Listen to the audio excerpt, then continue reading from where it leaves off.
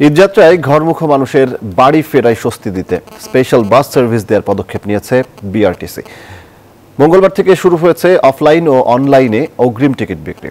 আগামী ৮ এপ্রিল থেকে সার্ভিস দিতে শুরু করবে বিআরটিসির স্পেশাল বাস। নারায়ণগঞ্জ শীতলক্ষ্যা নদীর পাড় থেকে স্পেশাল বাস ছাড়বে ৫৪টি, রিজার্ভ থাকবে আরও ১০টি বাস।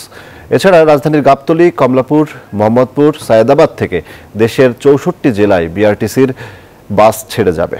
তবে মানুষের ঘরে ফেরা নিশ্চিতে বাস আরও বাড়ানোর দাবি যাত্রীদের। এদিকে যাত্রা নির্বিঘ্নে সব ধরনের প্রস্তুতি নিয়েছে কর্তৃপক্ষ। ঈদ উদযাপনে শুধু নারায়ণগঞ্জ থেকেই স্বজনদের কাছে যাবেন প্রায় ১০ লাখ মানুষ।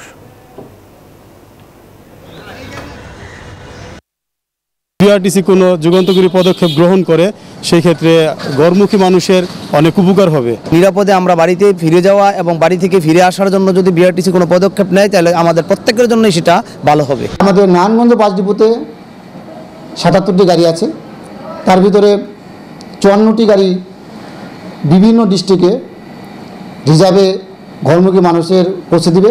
আমরা গার্মেন্টস শ্রমিকদের জন্য স্পেশালভাবে ঈদে যাওয়ার জন্য ব্যবস্থা করে থাকি। এবারও সেরকমই প্রায় ২০ থেকে ২৫টা দোতলা গাড়ি রাখা হয়েছে। এছাড়াও ৫টি গাড়ি সবসময় ডিপোর ভিতরে রিজার্ভ রাখবো। এই ঈদে দেশ জুড়ে কেনাকাটার ফুর্তি হবে শুধু বিকাশে, সাথে ডিসকাউন্ট কুপন, ইনস্ট্যান্ট ক্যাশব্যাক।